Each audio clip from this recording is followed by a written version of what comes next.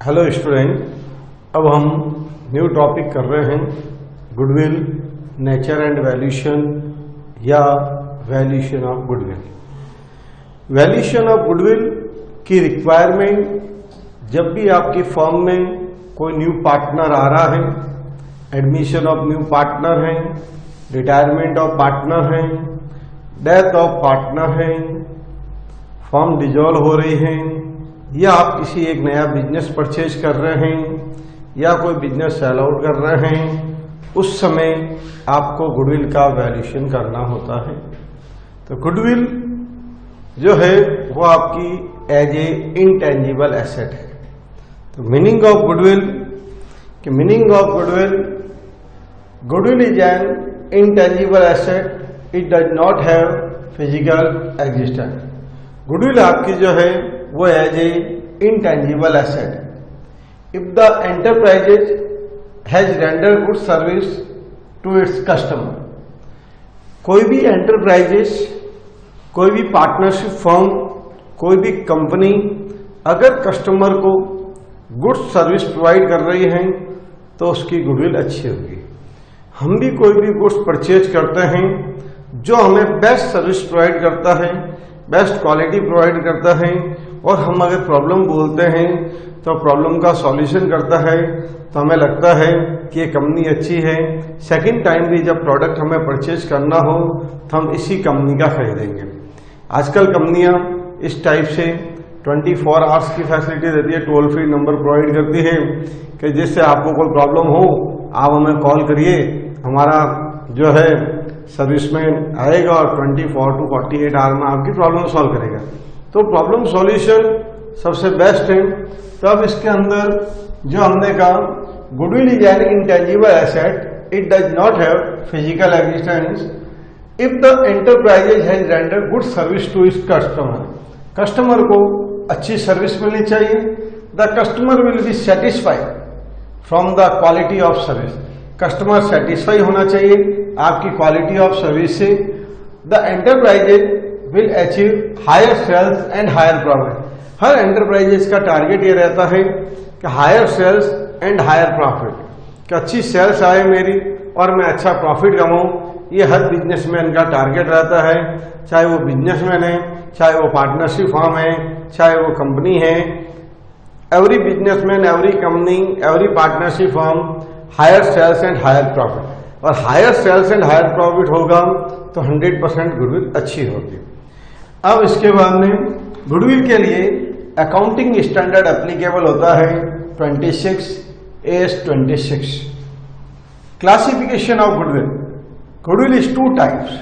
Goodwill जो है वो आपके 2 टाइप्स की होती है। नंबर 1 परचेज गुडविल और self generated goodwill. Purchase goodwill का मीनिंग है कि आप गुडविल परचेज कर रहे हैं, किसी बिजनेस को आपने खरीदा है, आपकी एक पार्टनरशिप फर्म में, और एक पार्टनरशिप फर्म ने किसी रनिंग बिजनेस को परचेज किया है। तो परचेज किया है तो उसमें उसकी एसेट्स कितनी हैं, लायबिलिटीज कितनी हैं, और हमने उसको पेमेंट किया है, उससे हमारी गुडविल कैलकुलेट होती। तो परचेज गुडविल के लिए सबसे पहले हम किसी का बिजनेस परचेज करते हैं तो क्या देखते हैं, उसकी बिजनेस की एसेट्स और लायबिलिटीज कितनी है। एसेट्स और लायबिलिटीज के हिसाब से हम उसका परचेज कंसिडरेशन कैलकुलेट करते हैं। फिर हम नेटवर्थ निकालते हैं। नेटवर्थ का क्या सिस्टम, नेटवर्थ बोले या नेट एसेट बोले, आर सेम। नेटवर्थ या नेट एसेट आर सेम। तो सन्ड्री एसेट में से हम क्या करते हैं, आउटसाइडर लायबिलिटी लेस करते हैं। तो सन्ड्री एसेट में से आउटसाइडर लायबिलिटी लेस करते हैं तो हमारे पास नेटवर्थ आती है। फिर आता है गुडविल। परचेज कंसिडरेशन में से आप नेटवर्थ लेस करेंगे तो आपके पास गुडविल आएगी। PC minus net worth, purchase consideration minus net worth, तो गुडविल कैलकुलेट होती है और ये कहलाती है परचेज ऑफ गुडविल। अब इसका हम एक एग्जाम्पल करते हैं। अब हम एग्जाम्पल कर रहे हैं परचेज गुडविल का। देखिए, अब a partnership firm purchase a business ₹20 lakh from Ram and sons. एक पार्टनरशिप फर्म ने एक बिजनेस परचेज किया 20 लाख रुपीज में राम एंड सन्स से। ये 20 लाख में जो परचेज किया है ये हमारी परचेज कंसिडरेशन कहलाएगी। एसेट वैल्यू बता रहा है 40 लाख एंड लाइबिलिटीज वैल्यू कह रहा है 24 लाख। लाइबिलिटीज क्या है, आउटसाइड लाइबिलिटीज के आर सेम। 40 लाख की एसेट वैल्यू है, 24 लाख की लाइबिलिटीज है, तो इन दोनों का डिफरेंस जो आएगा वो 16 लाख आएगा। वो 16 लाख आपकी क्या हो गई, नेट एसेट हो गई। नेट एसेट हो गई। फिर हमें गुडविल निकालनी है, तो हम पीसी में से नेटवर्क कराएंगे तो हमारे पास गुडविल अवेलेबल हो जाएगी। देखिए सबसे पहले number 1 purchase consideration.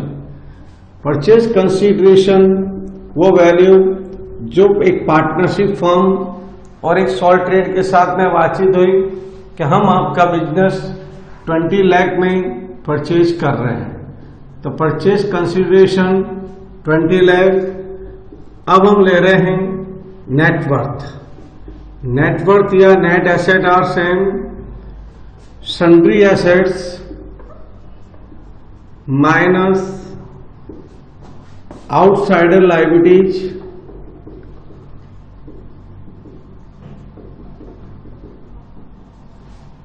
Sundry assets का अमाउंट है 40 लाख। आउटसाइडर लायबिलिटीज या लायबिलिटीज का अमाउंट है 24 लाख। ये नेटवर्थ अवेलेबल हुई 16 लाख। अब हम लेंगे गुडविल। गुडविल ये आ जाएगा purchase consideration minus net worth. Purchase consideration 20 lakh, net worth 16 lakh, difference आया 4 लाख, दैट इज गुडविल। ये हमारी कहलाती है परचेज ऑफ गुडविल, क्योंकि इसके लिए हमने क्या किया है, पेमेंट किया है, और पेमेंट करते हैं वो हमेशा परचेज ऑफ गुडविल कहलाती है। और ये परचेज ऑफ गुडविल ये बैलेंस शीट के अंदर शो होती है, अदरवाइज और कोई गुडविल बैलेंस शीट में शो नहीं होगी। परचेज ऑफ गुडविल को हम बैलेंस शीट के अंदर एसेट साइड में इनटेंजिबल एसेट के नाम से शो करते हैं। अब हम सेकंड मेथड की बात कर रहे हैं, सेल्फ जनरेटेड गुडविल। इसमें need for valuation of goodwill. सबसे पहला है change in profit sharing ratio. Change in profit sharing ratio में गुडविल का वैल्यूएशन करना होता है। Change in profit sharing ratio में होगा क्या कि आपके पहले भी पार्टनर 3 थे और अब भी 3 है, पहले भी 2 थे अब भी 2 है। सिर्फ पार्टनर ने अपना क्या किया है, रेशियो चेंज किया है।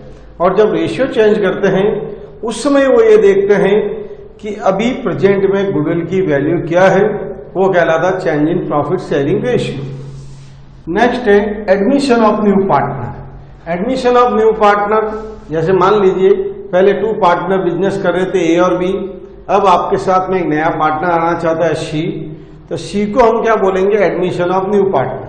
और जब एडमिशन ऑफ न्यू पार्टनर होगा तो उससे हम गुडविल का अमाउंट कितना ब्रॉड करवाना चाहते हैं वो कैलकुलेशन करनी होती है कि इससे गुडविल का अमाउंट कितना मंगवाना है। नेक्स्ट है जिस तरीके से एडमिशन ऑफ न्यू पार्टनर में हम कैलकुलेशन करते हैं उसी टाइप से रिटायरमेंट ऑफ ए पार्टनर में भी करते हैं, क्योंकि जब पार्टनर को हमने फर्म में एडमिशन दिया उस समय यदि आपने गुडविल के नाम से कुछ अमाउंट उससे ब्रॉड करवाया है तो रिटायरमेंट के टाइम में वो चाहेगा कि अगर फर्म में कुछ गुडविल में शेयर है तो मुझे मेरा शेयर मिलना चाहिए। Death of A partner, partnership firm में किसी पार्टनर की डेथ हो गई तो डेथ ऑफ ए पार्टनर मतलब उसमें उसका गुडविल का कोई शेयर है तो उसको मिलेगा।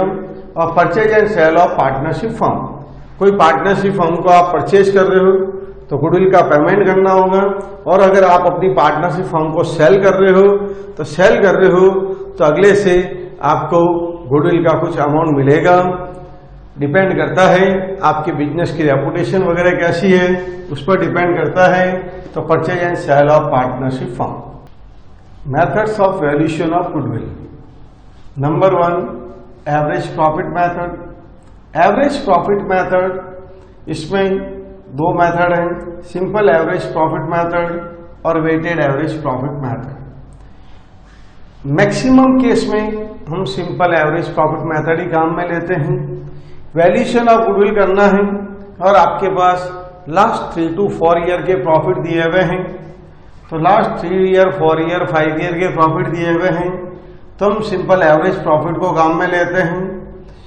सेकंड है weighted average profit method. Weighted average profit method हम तभी काम में लेते हैं जब क्वेश्चन में वेट दिया हुआ हो, तो हम वेटेड एवरेज प्रॉफिट काम में लेते हैं। क्वेश्चन में अगर वेट नहीं है तो वेटेड एवरेज प्रॉफिट आपको काम में नहीं लेना। अब इसके बाद में आता है सुपर प्रॉफिट मेथड। अगर सुपर प्रॉफिट मेथड से अगर आपको कैलकुलेशन करनी है तो क्वेश्चन में 100% लिखा हुआ होगा goodwill valuation by super profit method. Next है कैपिटलाइजेशन मेथड। कैपिटलाइजेशन मेथड, तो capitalisation of average profit method और capitalisation of super profit method. Capitalisation of average profit कहे तो कैपिटलाइजेशन ऑफ एवरेज प्रॉफिट आप काम में लेंगे। अगर क्वेश्चन ने कैपिटलाइजेशन मेथड कह दिया है तो आपको हमेशा कैपिटलाइजेशन ऑफ सुपर प्रॉफिट ही काम में लेना चाहिए।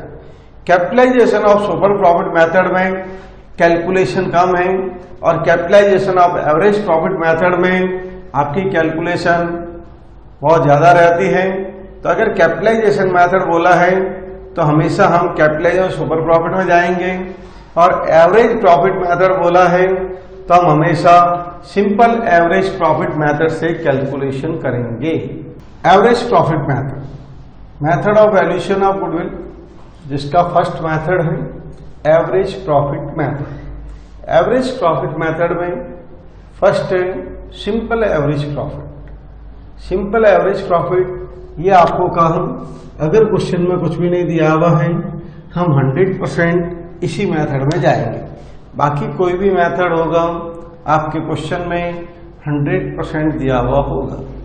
अगर आपके पास लास्ट 3 ईयर 4 ईयर 5 ईयर के प्रॉफिट दिए हुए हैं और वो कह रहा है गुडविल कैलकुलेट करनी है, तो इसलिए आप सिंपल सा है कि आपको सिंपल एवरेज प्रॉफिट मेथड में जाना है। अब आया आपका एवरेज प्रॉफिट। एवरेज प्रॉफिट का फॉर्मूला है total normal profit upon number of year. Total normal profit given in the question और नंबर ऑफ ईयर हम काम कैलकुलेट कर लेंगे कि अगर हमने ऊपर लास्ट 3 ईयर 4 ईयर 5 ईयर के प्रॉफिट लॉस लिए हैं, जितने नंबर ऑफ ईयर के प्रॉफिट लॉस लिए हैं उससे हमें डिवाइड करना है, उससे हमारे पास क्या आएगा, एवरेज प्रॉफिट आ जाएगा। फिर हमें गुडविल फाइंड आउट करनी होती है, उसके लिए फॉर्मूला है average profit multiply number of year purchase. Number of year purchase given in the question. Number of year purchase आपके क्वेश्चन में दिया हुआ होगा और एवरेज प्रॉफिट आपको फाइंड करना है, उसके लिए है total normal profit upon number of year. जैसे हम एक एग्जांपल लेते हैं, एक बिजनेसमैन अपनी गुडविल कैलकुलेट करना चाहता है। उस बिजनेसमैन की लास्ट 4 ईयर की रिपोर्ट है। फर्स्ट ईयर में उसने 10,000 का प्रॉफिट अर्न किया, सेकंड ईयर में उसने 20,000 का प्रॉफिट अर्न किया, थर्ड ईयर में उसने 30,000 का प्रॉफिट अर्न किया एंड फोर्थ ईयर में उसने 40,000 का प्रॉफिट अर्न किया। तो उस कंडीशन में जब हम एवरेज प्रॉफिट निकालते हैं उसका तरीका रहेगा कि साहब first year 10,000, second year 20,000, third year 30,000 and fourth year 40,000। अब अपॉन में क्या लेना, नंबर ऑफ ईयर। ऊपर आपके कितना है 4 ईयर 1 2 3 4, ये डिवाइड बाई 4 किया। ऊपर वालों की टोटल की 1 लाख आई, 1 लाख में डिवाइड बाई 4 किया, ये हमारे पास 25,000 rupees is the average profit available हुआ। अब हमें गुडविल कैलकुलेट करनी है। गुडविल के लिए हमारे पास फॉर्मूला है average profit into 3 year purchase. 3 year आपके क्वेश्चन में दिया होगा। 3 ईयर परचेज एवरेज आया हमारे पास 25,000 मल्टीप्लाई बाई 3 करेंगे तो 75,000 रुपीज जो आई ये क्या कहलाएगी आपके फर्म गुडविल। ये गुडविल जो आई है वो एक गुडविल आपके 75,000 हुई। तो एवरेज प्रॉफिट का फॉर्मूला हो गया total normal profit upon number of year. अगर इसमें कोई एडजस्टमेंट होगा तो वो एडजस्टमेंट भी हमें करना पड़ेगा।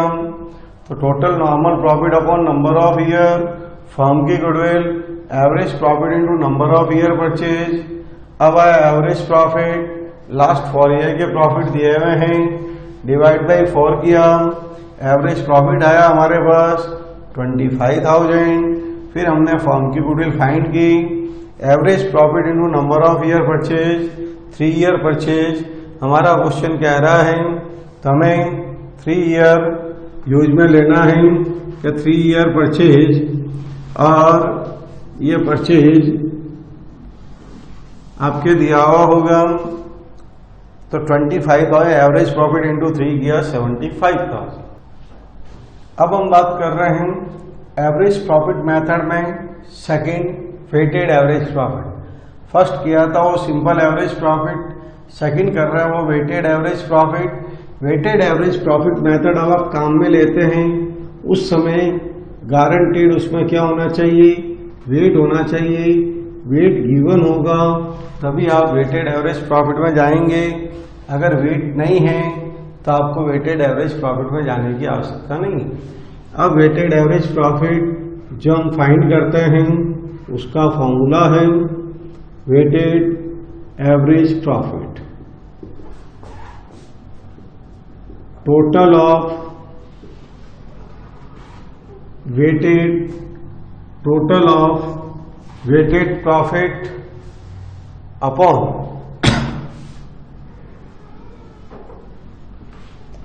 Total of weighted profit upon total of weight, total of weighted profit upon total of weight. और अब आपको फर्म की गुडविल फाइंड करनी है। यहाँ पे जो गुडविल फाइंड होगी वो हमेशा फर्म की गुडविल ही होगी। आप चाहें तो फर्म गुडविल लिख सकते हैं, आप चाहें तो गुडविल लिख सकते हैं। तो ये आया आपकी weighted average weighted average profit multiply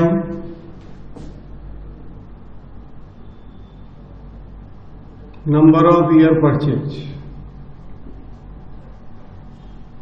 number of year purchase. तो weighted average profit total of weighted profit, total of weighted profit upon total of weight, goodwill of the firm, weighted average profit multiply number of year purchase. अब हम इसको एक example से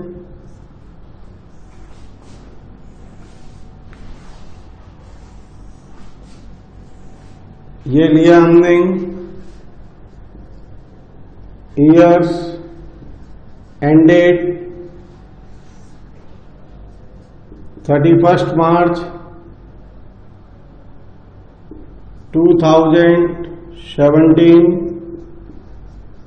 31 मार्च 2018, 31 मार्च 2019 और 31 मार्च 2020। ये आ गया, ये आपका प्रॉफिट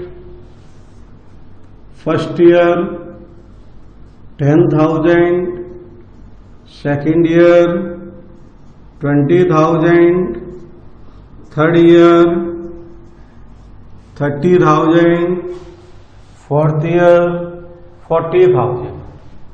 अब हमने लिया वेट, वेट हमारे क्वेश्चन में दिया हुआ होगा, वो वेट आपको लेना है। फर्स्ट ईयर के लिए 1, सेकेंड ईयर के लिए 2, थर्ड ईयर के लिए 3, फोर्थ ईयर के लिए 4। अब आपके पास आ जाएगा वेटेड प्रॉफिट। ये वेटेड प्रॉफिट। अब आपको प्रॉफिट को वेट से मल्टीप्लाई करना है, तो आपके पास वेटेड प्रॉफिट आ जाएगा 10,000 इंटू 1, 10,000। ये आया आपके 20,000 इंटू 2, 40,000, 30,000 इंटू 3, 90,000, 40,000 इंटू 4, 1,60,000। अब इसकी टोटल करनी है। टोटल हमारे पास अवेलेबल हुई 3 लाख और टोटल ऑफ वेट आया आपका 10। ये टोटल ऑफ वेटेड प्रॉफिट हो गया। Total of weighted profit upon total of weight हो गया 10। अब हम क्या लेंगे? Weighted average profit. अब हम ले रहे हैं वेटेड एवरेज प्रॉफिट। उसके लिए टोटल ऑफ वेटेड प्रॉफिट आया आपका 3 lakh divide by total of weight किया, ये आपके पास अवेलेबल हुआ वेटेड एवरेज प्रॉफिट 30,000। अब आपको लेना है गुडविल ऑफ द फर्म। ये फर्म की गुडविल के लिए आ जाएगा वेटेड एवरेज प्रॉफिट 30,000 आया हुआ है और नंबर ऑफ ईयर परचेज आपके क्वेश्चन में दिया हुआ होगा। हमने एज्यूम लिया है 90,000, तो ये आपके फर्म की गुडविल आ गई 90,000। तब इसमें हमने किया कि weighted average profit total of weighted profit upon total of weight, firm goodwill weighted average profit into number of year purchase. Years आपके क्वेश्चन में दिए हुए होंगे, प्रॉफिट गिवन होगा, वेट गिवन होगा, आपको सिर्फ वेटेड प्रॉफिट कैलकुलेट करना है। अब वेटेड प्रॉफिट में प्रॉफिट को वेट से मल्टीप्लाई करना है। वेटेड प्रॉफिट आ जाएगा 10,000 into 1 10,000, 20,000 into 2 40,000, 30,000 into 3 90,000 and 40,000 into 4 1,60,000। अब हमने वेट की टोटल की, टोटल वेट 10 आया। टोटल वेटेड प्रॉफिट आया हमारा 3 लाख। 3 लाख डिवाइड बाई 10 किया 30,000 आया। फिर हमने फर्म की गुडविल फाइंड की, वेटेड एवरेज प्रॉफिट इंटू 3 किया 90,000 हुआ। ये गुडविल हमारी वेटेड एवरेज प्रॉफिट हुई। एवरी मेथड में, चाहे वो सिंपल एवरेज प्रॉफिट है, वेटेड एवरेज प्रॉफिट है, सुपर प्रॉफिट है, कैपिटलाइजेशन मेथड है, एवरी मेथड में गुडविल का वैल्यूएशन का तरीका अलग अलग चलेगा।